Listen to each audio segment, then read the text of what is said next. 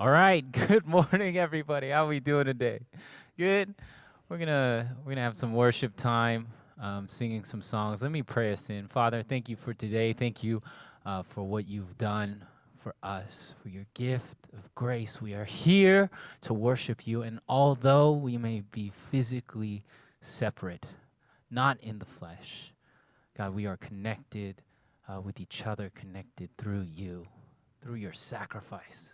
At the very end of the day, that's what we're connected through. We are connected through your Holy Spirit, God. So would you just fill us, with your Spirit, with this feeling of camaraderie, a feeling of togetherness, God.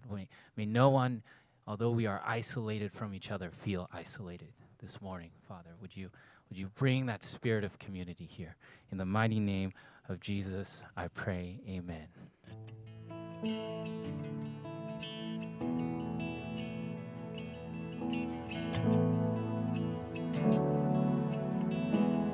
Lord, I lift your name. Lord, I lift your name on high. Lord, I love to sing your praises.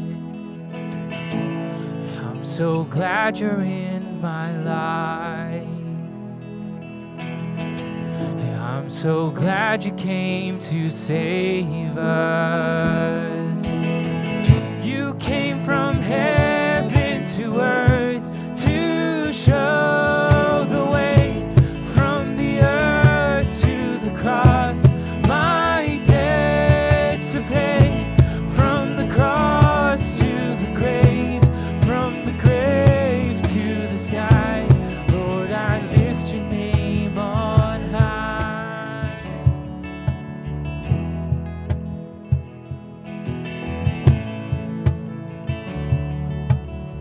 Lord, I lift your name on high. Lord, I lift your name on high. Lord, I love to sing your praises. And I'm so glad you're in my life. And I'm so glad you came to save us. Yes, you came. You came from heaven to earth to show the way, from the earth to the cross, my debt to pay, from the cross to the grave, from the grave to the sky. Lord, I lift your name. You came from heaven to earth to show cross, my debt to pay, from the cross to the grave, from the grave to the sky. Lord, I lift your name on high. Lord, I lift your name on high. Lord, I lift your name on high.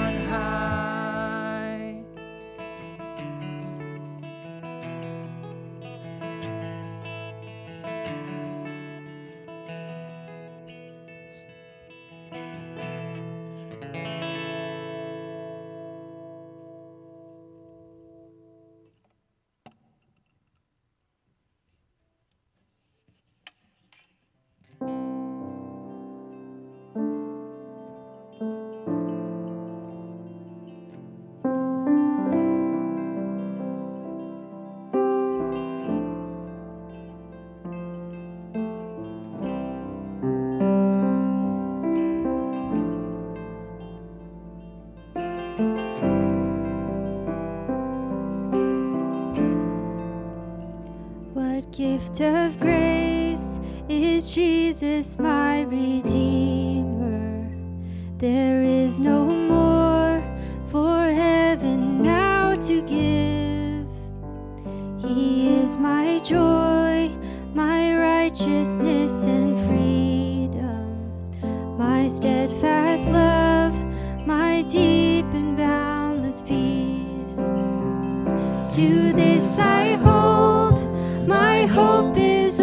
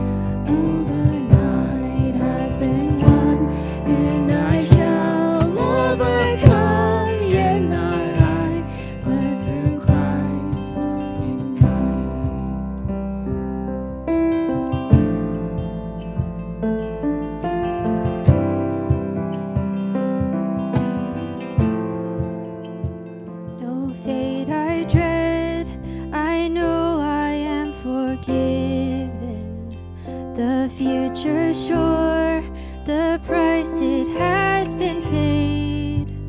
For Jesus bled and suffered for my pardon, and he was raised to overthrow the grave. To this I hold, my sin has been defeated. Jesus now and ever is my plea. Oh, the chains are released. I can sing, I am free, yet not I, but through Christ in me.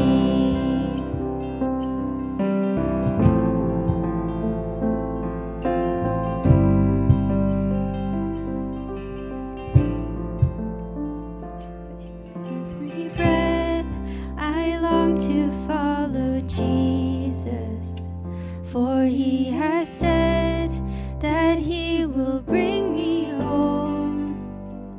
And day by day I know he will renew me until I stand with joy before the throne. To this I hold, my hope is only Jesus. All the glory evermore to him. When the race is complete, still my lips shall repeat, yet not I, but through Christ in me. When the race is complete, still my lips shall repeat, yet not I, but through Christ in me. Yet not I, but through Christ in me.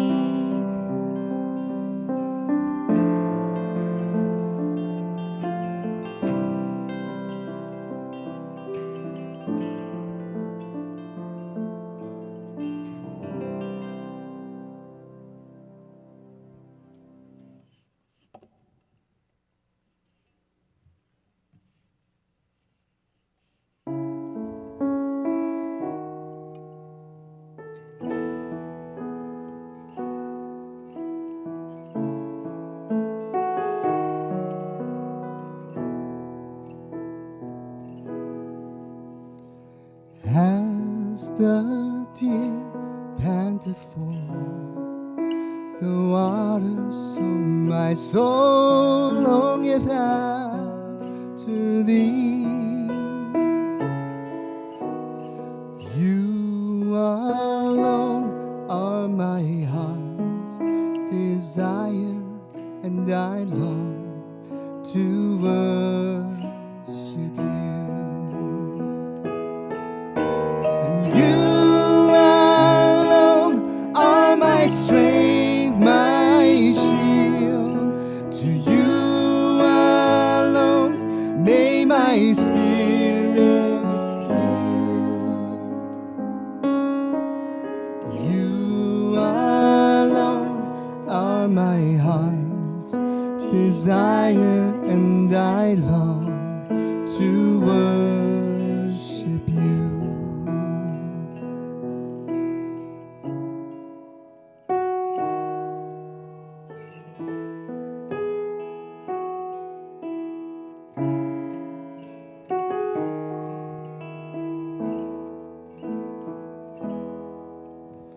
You're my friend, and you are my brother, even though you are the king. I love you more than any other, so much more than anything. You alone are my strength, my shield. To you alone may my spirit yield. You alone are my heart's desire, desire, and I long to worship you. Oh, you alone are my strength, my shield. To you alone may my spirit yield.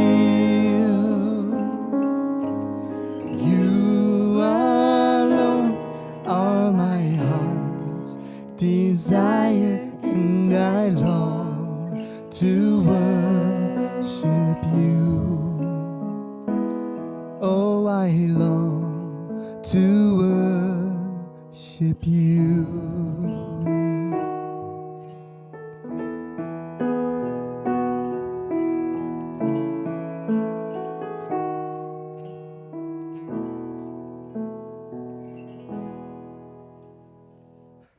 Good morning.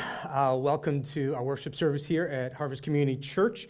My name is Kevin McGill. I'm the senior pastor here, and I want to give a warm welcome to everyone at Harvest and through Zoom, and then any other visitors that are with us on Zoom and Facebook Live. Before I open this up in a word of prayer, I just want to say something quickly.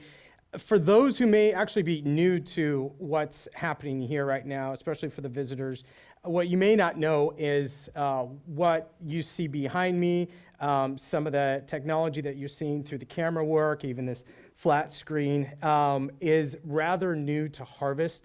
And it's here because Pastor Jerry has led the charge in bringing together a team, as we're calling it, Harvest Studio team, to bring all this technology together to make this happen. And I want to just say really quickly, I commend and thank this team. See, my dad, growing up, my dad was a creative director in every church that we were in, either volunteer or on staff, and I saw him take about a year or two to raise together a volunteer team to put something like this together, and I knew how difficult it was. And the fact that Pastor Jerry and all of the volunteers were able to turn all this around over the last couple of months and make this happen so quickly with such a spirit of unity and passion tells me that the Spirit is in this place, that He is alive and well, and that, for me personally, means a lot. So I just want to thank all of the volunteers and the worship team and everyone that's been a part of making these changes, making this shift to what we now have, Harvest through Zoom, the Harvest worship service on Zoom. So let me go and open with a word of prayer. Father, I and Jenny stand in gratefulness. We have seen your hand guide us and lead us and bring us to a great group of people who have big hearts, who work hard, who really mean it when they say they want to see the gospel spread throughout the world. I know that change is difficult, but I've seen them embrace change in such meaningful and humble and serving ways. And I thank you for that. I thank you that I've seen a lot of young adults jump on this team, support, help, give their gifts and their time to lead us through this change. And I've seen people like Jack and Andy on who have been at this for a good while do so much for Harvest.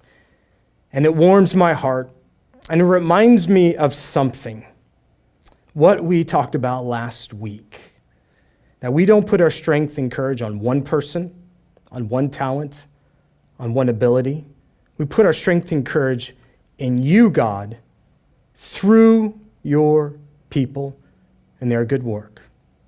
So I just want to say thank you, Father, for all that you've done and how you've led us to this moment. In the name of Jesus, amen. Good morning again. As I said, the sermon series is titled Brilliant, Reflecting Jesus in an Age of Chaos. And for me, the sermon topic was obvious because I got a chance to meet with a number of congregation members here at Harvest before I started as senior pastor. And I just began to ask the question, where are you guys at? What's going on? And the thing that came back over and over was COVID 19, the coronavirus and the effect that it has on us. And one of the questions that came out of these conversations was a question of identity. The question is, who am I in the age of COVID? You see, you think you know who you are when everything is going well in your mind. When you have your life set up, you have your plans, you have your future, it's all mapped out. You know your children can go to this school and that school, they can graduate and go off to college, and you know that you're going to stay in your house till X, and then you're going to leave, and then you're going to retire somewhere else, or that you are going to graduate and go off to college and then get married and start your own family. You know who you are in all of those contexts. But when COVID comes and stops everything, suddenly this identity of being a good dad, a good mom, a good student, a good son, a good daughter, all that stuff goes away. And you don't quite know who you are. And to me, one of the pictures that best display this idea of the perfect life, of the perfect view of us as a family, wherever we are in our family unit, is this. This picture comes from, or was drawn by Vicky Wade. And I love this picture, and I've shown it before, because what this picture shows us is this family that they just seem to be happy. They're happy. They're walking through some kind of a summer storm, and it's raining, and instead of responding in misery, they just take the moment as it comes. Why? Because they love life, and they love each other. But what I really love about this picture is, you notice the kids, you notice how they're dressed up? See, for me and my family, this is probably what we would have looked like if someone had taken a picture in this moment. For me, growing up, anything nerdy, anything superhero was a big part of our family. So what we have here is we have Batgirl, and we have Flash, and we have Superman, and I guess we have Tigger. Must be the middle child, most likely. And so we have these nerdy kids that are enjoying this moment with their family, and it's picture perfect. And so, to me, this would be picture perfect for our family because, my dad, he was a nerd. There are pictures out there. 1978, my dad is dressed in a full Superman suit, tights and all, afro, going to San Diego Comic-Con. It's beautiful. I then wore that same Superman suit, not the afro, I had a comb over, also beautiful when I was 10 years old. And now there's a picture floating around of my son, Malachi, wearing his own Superman suit. And that's perfect. But then COVID hits. You think you're a good dad. You think you're a good mom. You think you're a good son. But then everything is shut down. Your job is in peril. Your school is in peril. And dad thought that he loved his kids, but suddenly the kids are trapped inside with him day after day. And he recognizes that the daughter gets on his nerves, that his boys are always fighting, and that his other son is rambunctious and won't go to sleep. And the wife says, I want to spend time with you, Dad. I know, or husband, I know that we've been going through a lot and we have to manage these kids all day and we have to homeschool. But husband says, I'm sorry, I'm too tired. So mom begins to resent dad and say, you're not pulling through for me. And then dad says to the mom, husband says to the wife, hey, look, I need you to pick up a couple of shifts with the kids because I got to go on a job right now and I have to leave the house. And she says, I'm with them the whole day. What are you doing to me? And suddenly the picture perfect family isn't so perfect. And as one dad said to me one time, I thought I loved my kids. I thought I loved my kids. And I do love my kids. But the age of COVID has made me wonder, am I really a good dad? The answer is, when I don't know who I am, I must remember who God is. When I don't know who I am, I must remember who God is, because when I remember who God is, then I know who I am. That's why the series is called Brilliant. See, the idea of brilliant, the word brilliant, in the modern language, we think of it intellectually, right? Someone is brilliant, someone is smart. But in the original meaning, it actually talked about an object that reflected the light of something else. And so the obvious one is the sun itself. The sun comes down and sends down its rays on a diamond. The diamond in and of itself is not brilliant. It does not shine its own light. So the sun comes down, reflects the light back up. And then at that moment, the diamond is brilliant. So the identity and the person of God reflects down to us. And then his light, his character, his person reflects off of us, and we are brilliant. In fact, we see that the Bible paints the vision of us becoming like Jesus. If you're a disciple of Jesus, even if you've considered being a disciple of Jesus, what do we do? What are we about? What is all this gathering together to worship and to sing and to study God's word? Why do we gather together? To spur one another on toward love and good deeds. It's very simple. The Bible says because you need to become more like Jesus. Reflect the character and identity of Jesus. This is the work of the disciple. This is why we do what we do. And so to see this really quickly, I want to turn to Romans chapter 8, verses 26 through 29. And as I go through this passage, what I want you to see is that there's this kind of directional language. See, there's us, and we are where we are, and we're going through the problems we're going through right now. And then there's the Spirit of God, and the Spirit of God is directing us and moving us along. And so really quickly, we're going to walk through this passage, and I'm going to circle some words here that are really important because these words show this directional language, but where are we being directed? It says in Romans 8:26, likewise, the Spirit what? The Spirit helps us. We don't know where we're going.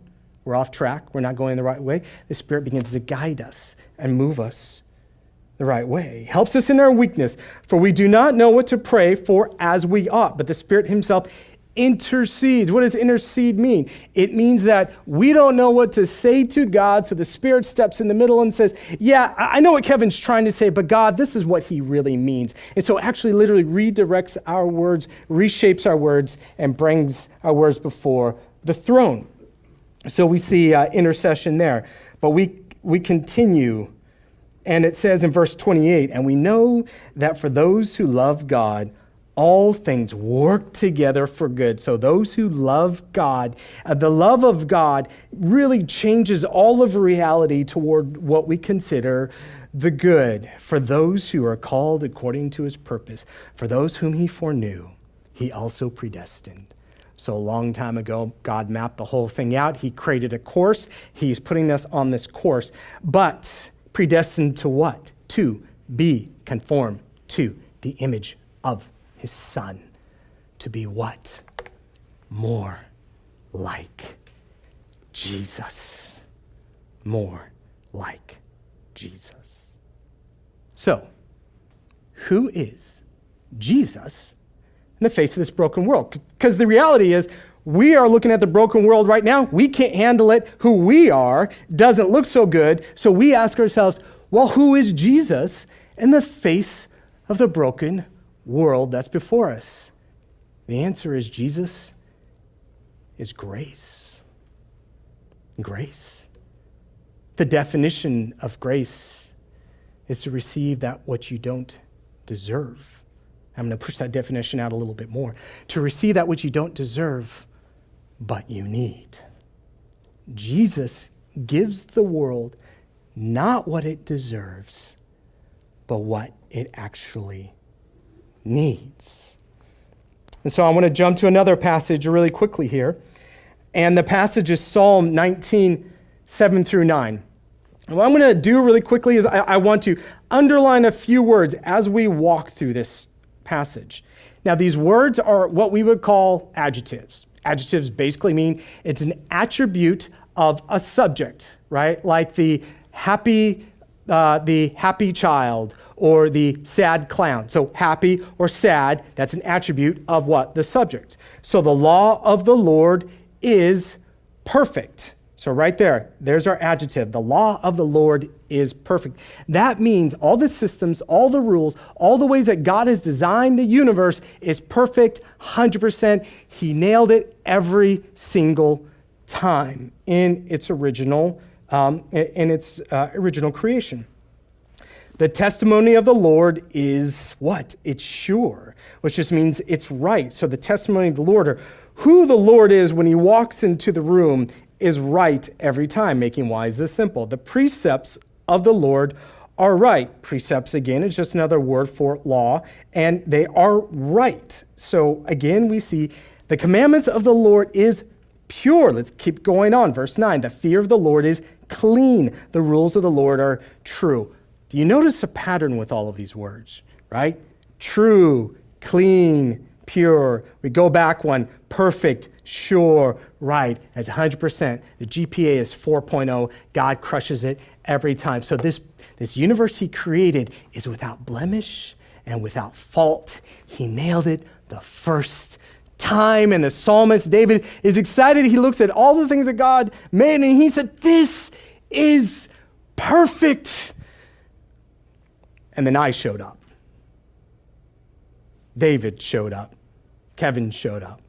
We all showed up. We human beings walk into God's perfect reality and we break it. We break it every day and we sin and we drop the ball.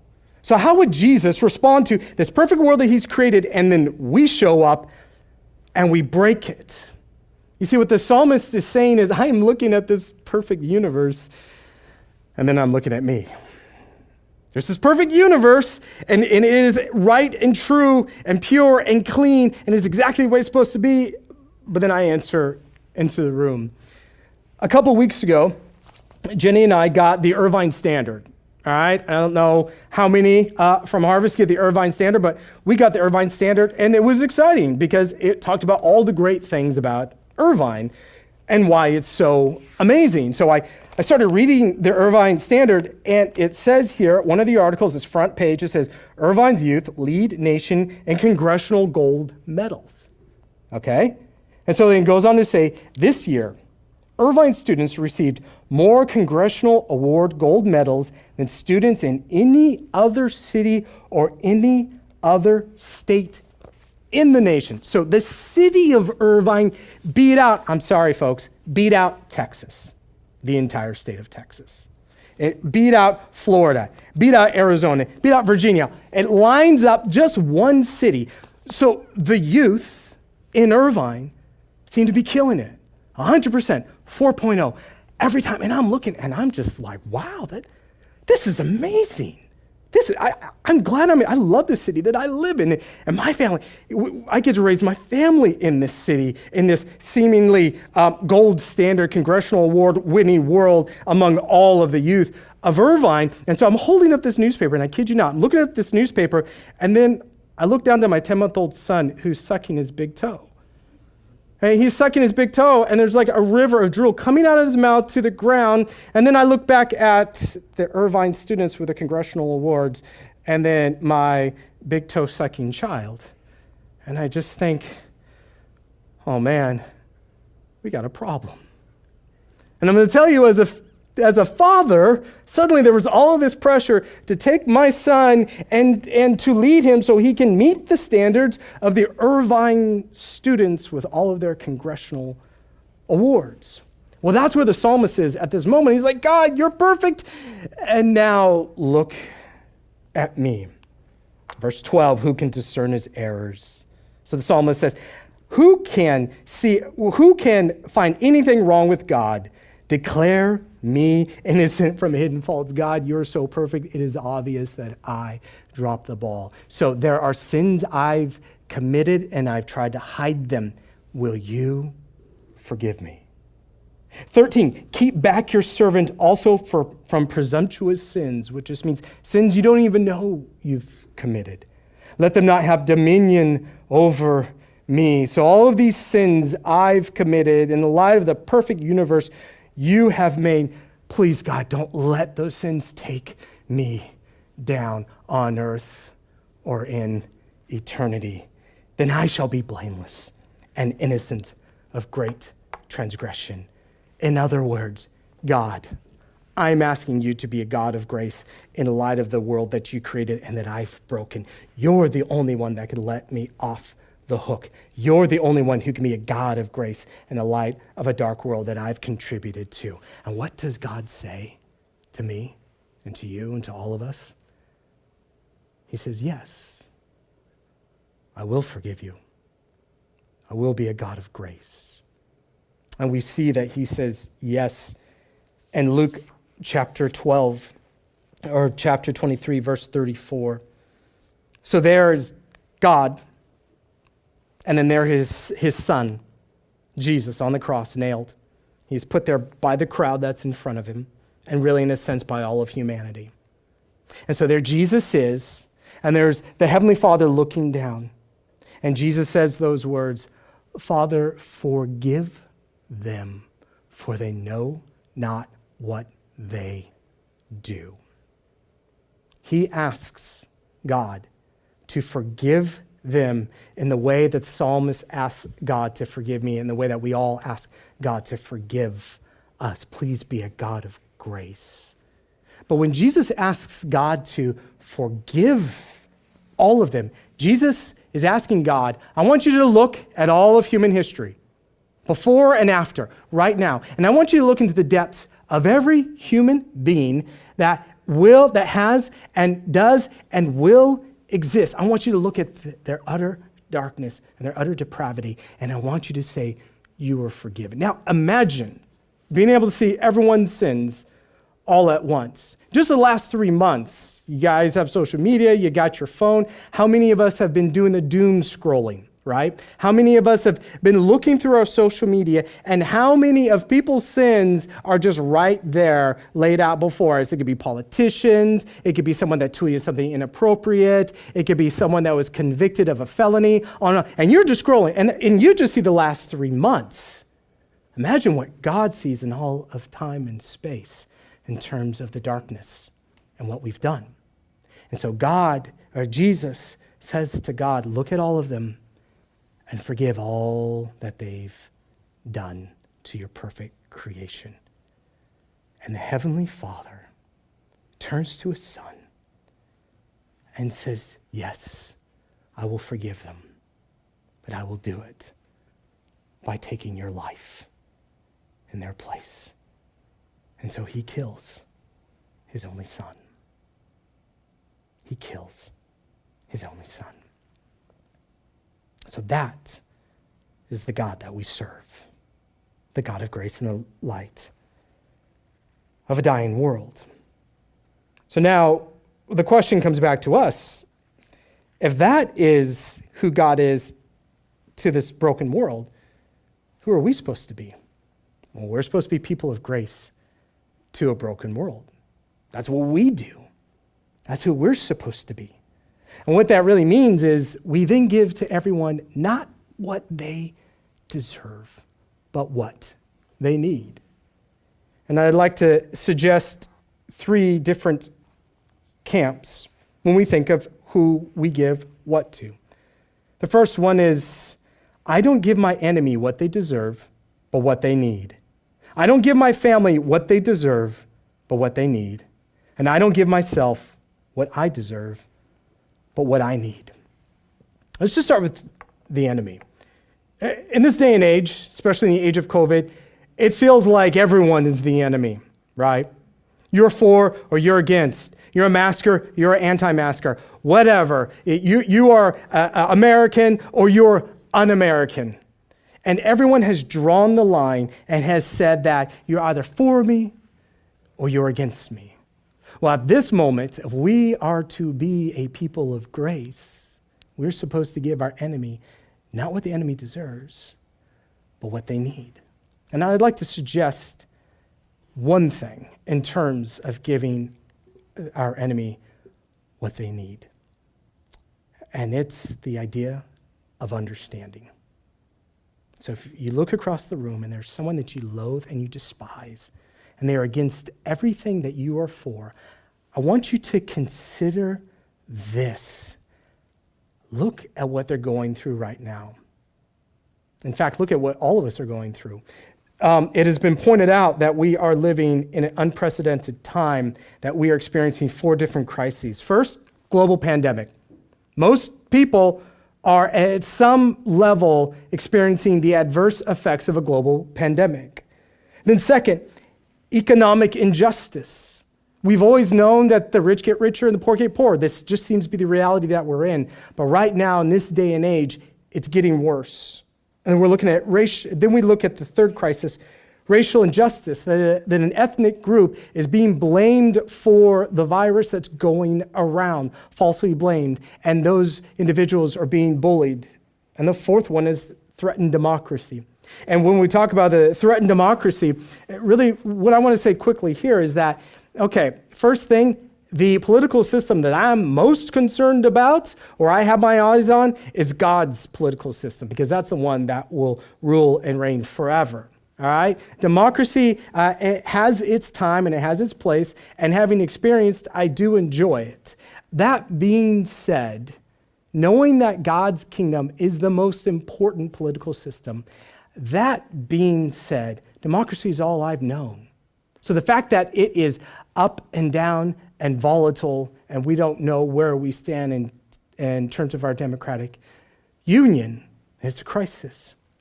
And so your enemy, who you don't understand at times, remember what they're going through is what we're all going through. In fact, a father and writer, Levi Smith, wrote this the other day, a couple of weeks ago, and I thought it was a profound story, and so I wanted to share it. He said, I was rude to someone today. We were on a vacation out of state this week in North Carolina. I walked into our usual donut joint with my mask on. The owner walked up to me and started taking our order.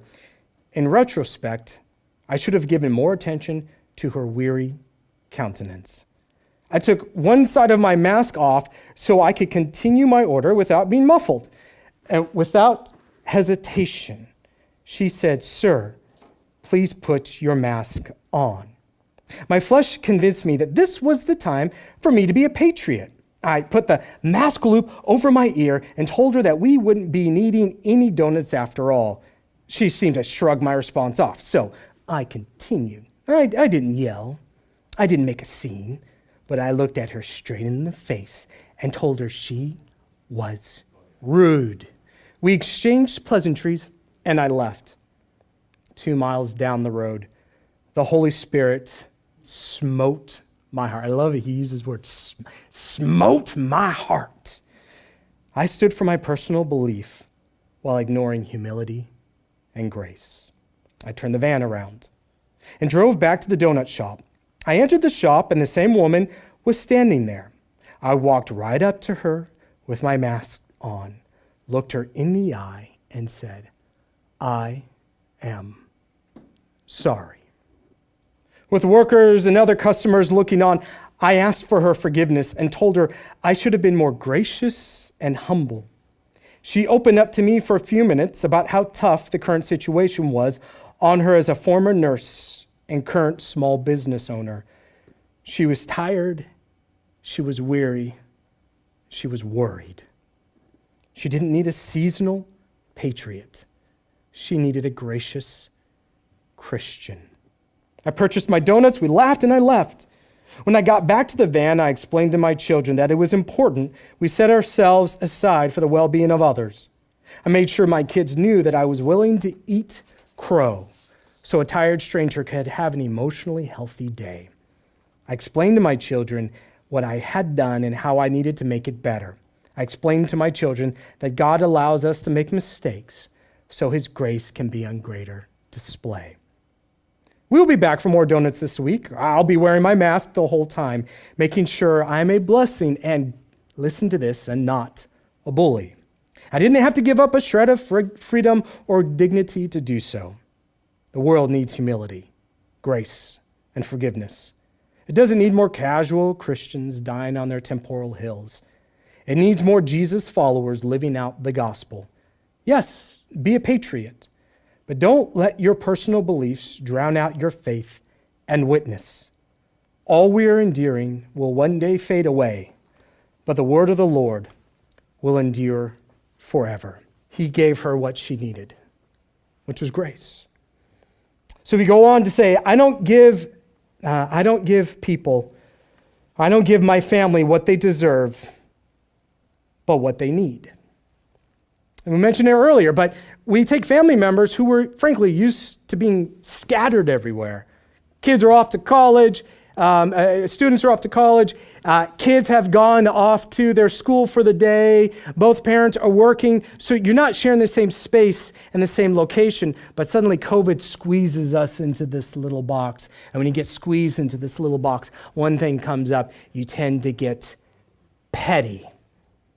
You tend to get petty. Mom, Dad, how many times have you reminded each other, well, I took care of the kids today. You didn't take care of the kids a couple of days ago. I filled in for you. How many times have you reminded, well, I cooked the other day. Well, I cooked 3 days ago. Well, I emptied the dishwasher. Well, I filled the dishwasher. How often do we get petty, and this pettiness begins to rise and bubble up, and we just can't stand to be in the same room with each other? So what does it look to give our families not what they deserve, but what they need? I'll tell you the other day, the first couple of weeks here at Harvest has been amazing and great, but as you can imagine, there's a lot of meetings, a lot of things going on. We've got a lot of changes, and we're trying to figure out what all of this looks, especially in the age of COVID. So my meetings have begun to stack up, and with those meetings come anxiety. And then I'm a new dad, and we're living in a new place and a new city. And so by Wednesday morning, when Jenny looked at me and said, by the way, don't forget, we have an appointment later on with daycare to take a tour around 5 o'clock. I just took a deep breath and thought of all the things that I had been giving to everyone around me, and I just looked at her and I said, I just can't do it, I'm sorry. Later on that day around 2 o'clock, I don't quite know what hit me, but something hit me, and it said, call Jenny and ask what does she need. So I called her and I just said, I know I've got a lot going on and I feel a lot of pressure right now, but what do you need today when you go and take a tour of that daycare? And she said, it would be nice if you could go, because we've never toured a daycare before. We don't know what questions to ask. We don't know what to be looking for, and it would just be nice to have you there. So took a deep breath. All the things I had planned, I put them aside, picked her up. Malachi and Jenny and I drove over around 5 o'clock, and we toured the daycare.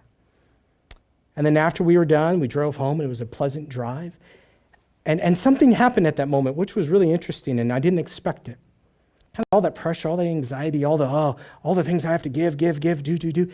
It slid away because I took a moment to step outside of what I needed, and I looked at her and I asked, what does she need? And I'll encourage you.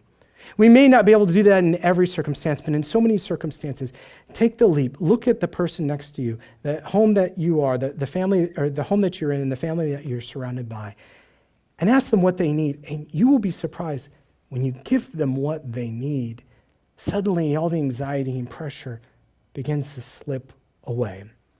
And the last thing that I want to point out is I don't give myself what I deserve, but what I need. Now, I really don't need an illustration for this, because I just have to throw out one word to you guys. And that one word with a hyphen, that one word is self-loathing. Self-loathing. You think about you. You think about how you've dropped the ball. You think about where you've just not pulled through in the way you need to. You might be frustrated with your enemies. You might be frustrated with your family, but let's be honest, you're way more frustrated with yourself than you are with anyone else around you. And that self-loathing creeps in. And what do you need at that moment? You need to remember this thing, that God forgave you a long time ago, and that His grace shines all over you. And so let me leave you with this. Our frailty and faults and insecurities have only increased since COVID, turning us into people we can't recognize. But you dwell under the light of God's grace. He shines his light down on you and your life. You shine God back to the world. You are brilliant. Let's pray.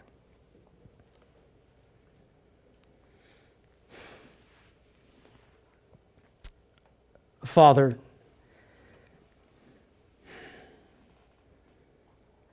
we didn't see this coming. We thought we had it all together. We knew we weren't perfect, but we didn't think we were that bad.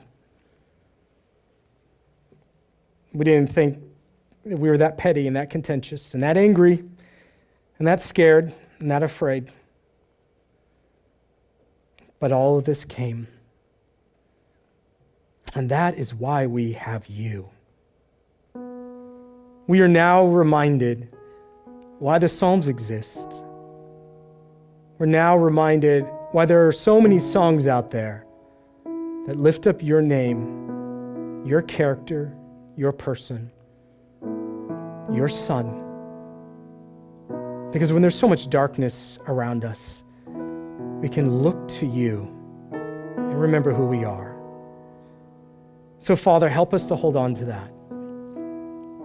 Help us to be a God of grace, or a person of grace. Help us to give to those around us, not what they deserve, not what I deserve, but what they need. In the name of Jesus, amen.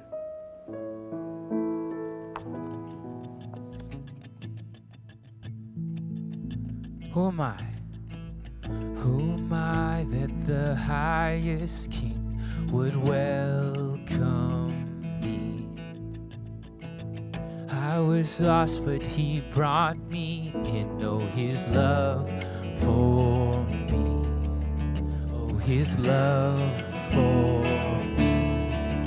Who the Son sets free, oh, is free indeed.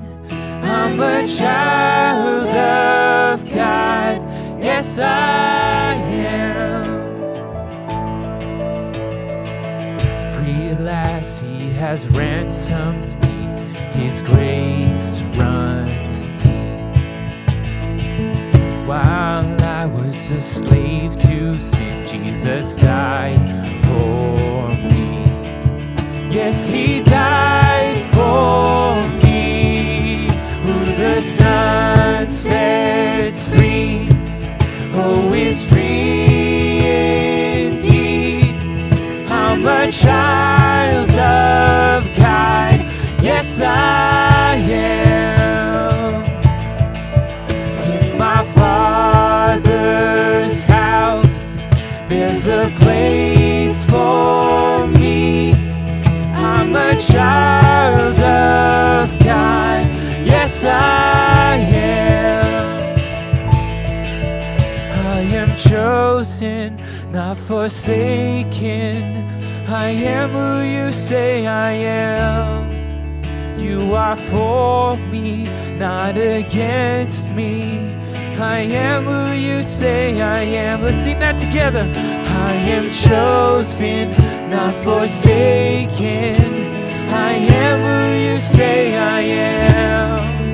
You are for me, not against me. I am who you say I am. Oh, I am who you say I am. Who the Son sets free, oh, is free indeed.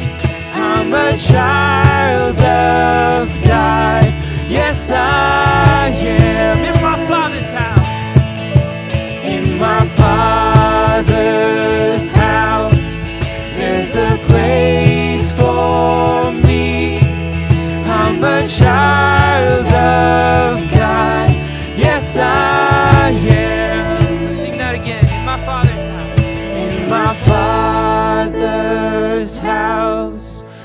there's a place for me.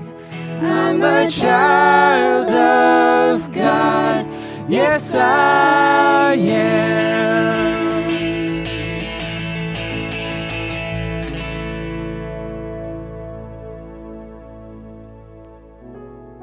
The Lord bless you and keep you. The Lord make his face to shine upon you and be gracious to you. The Lord lift up his countenance on you and give you peace. And now let us all go and be a blessing.